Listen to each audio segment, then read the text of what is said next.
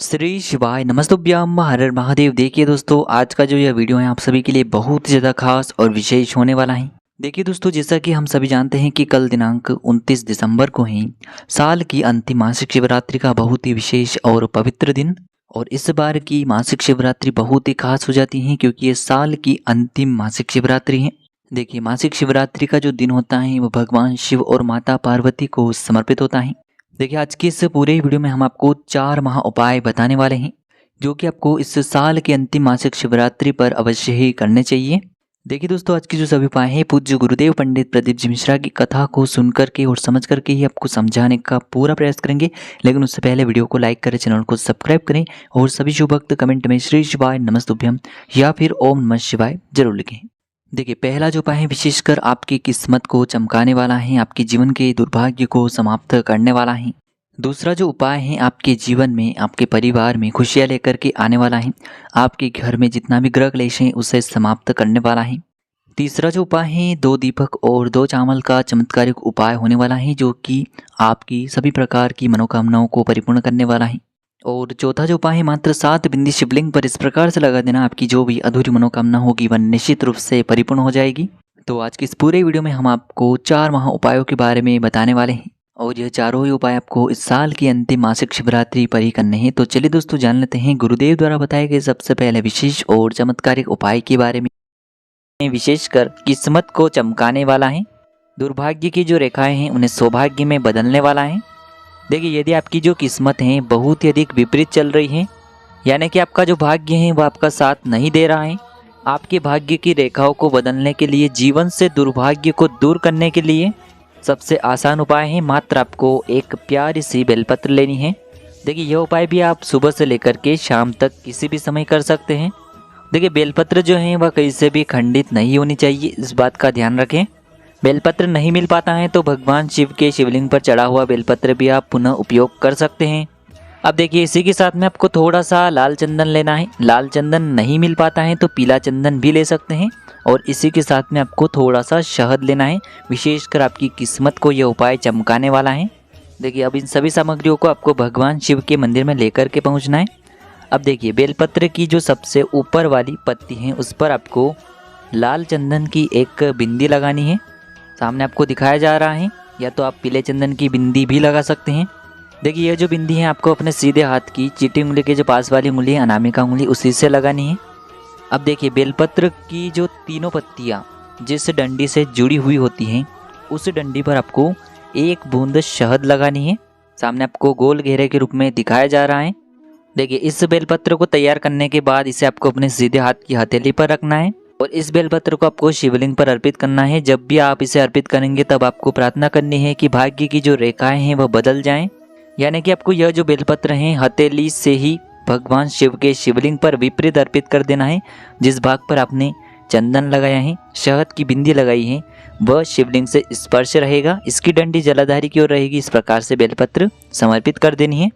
अंत में 1 लोटा शुद्ध जल जो आप लेकर के गए हैं उसे भी आपको धीरे धीरे समर्पित कर देना है। श्री शिवाय नमस्तुभ्यम इस मंत्र का जाप करते हुए। देखिए, इस उपाय के माध्यम से आपका जो भाग्य है वह चमकने लगता है, आपकी जो किस्मत है वह चमकने लगती है। चलिए दोस्तों, जान लेते हैं दूसरे विशेष और चमत्कारिक उपाय के बारे में जो कि आपके जीवन में, आपके घर में खुशियाँ लेकर के आने वाला है। देखिए, यह जो उपाय है आप सुबह से लेकर के शाम तक किसी भी समय कर सकते हैं। देखिए, इस उपाय को करने के लिए आपको ऐसे शिव मंदिर जाना है जहाँ पर शिव जी एकांत में हो, जिन पर कम जल चढ़ता हो, यानी कि एकांतेश्वर महादेव के वहाँ पर आपको इस उपाय को करना है। यदि आपके घर के आसपास एकांतेश्वर महादेव नहीं है तो आप यह उपाय आपके घर के आसपास जो शिव मंदिर है वहाँ भी कर सकते हैं। देखिए, इस उपाय के लिए आपको सफ़ेद पुष्प लेकर के जाना है। आप 1, 5, 3 जितने भी आपके पास उपलब्ध हैं उतने सफ़ेद पुष्प लेकर के जा सकते हैं। सफ़ेद पुष्प आप किसी भी प्रकार के ले सकते हैं, केवल केतकी का पुष्प आपको नहीं लेना है।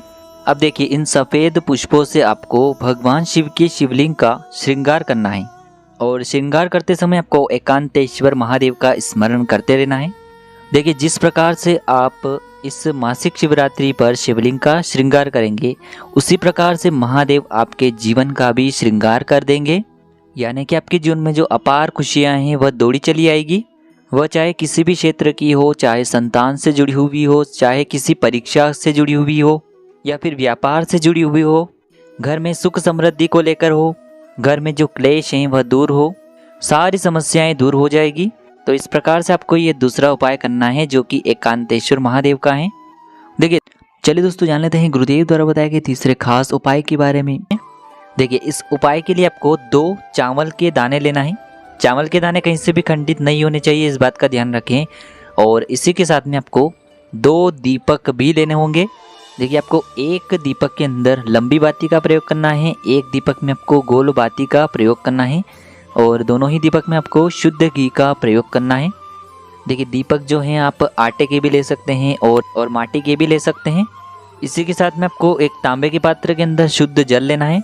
देखिए आपकी किसी भी प्रकार की मनोकामना हो, चाहे आपको धन संबंधित समस्या दूर करनी हो, धन की अगर आपको प्राप्ति करना हो या फिर आपको जीवन में सुख शांति प्राप्त करना हो, जीवन से ग्रह क्लेश को दूर करना हो, मानसिक तनाव को दूर करना हो, तो आपको यह उपाय करना चाहिए। देखिए सबसे पहले तो आपको बेलपत्र के वृक्ष के वहाँ पर इन सभी सामग्रियों को लेकर के पहुँचना है। अब वहाँ पर आपको एक चावल का जो दाना है उसे सबसे पहले बेलपत्र के वृक्ष के वहाँ पर रखना है। अब इसी चावल के दाने के ऊपर आपको यह जो लंबी बाती वाला दीपक है इसे भी बेलपत्र के वृक्ष के वहाँ पर प्रज्वलित करना है। इसकी जो बाती है उसका मुख आपको उत्तर दिशा में रखना है। तो इस प्रकार से आपको यह दीपक प्रज्वलित कर देना है और आपकी जो भी इच्छाएं, चाहे धन संबंधित परेशानियां हैं वह दूर हो, जिस भी प्रकार की कामना है उसे आपको दूर करने के लिए प्रार्थना कर लेनी है। अब दोस्तों आपको ये जो गोल बाती का दीपक है, एक चावल है और एक जल का पात्र है, इसे भगवान शिव के मंदिर में लेकर के पहुंचना है। देखिए शिवरात्रि की जो तिथि है उसमें रात्रि का महत्व होता है, तो आपको ये उपाय विशेषकर रात्रि में करना है। देखिए सबसे पहले तो आपके पास जो एक गोल बाती का दीपक है उसे शिवलिंग के पास में प्रज्वलित कर देना है।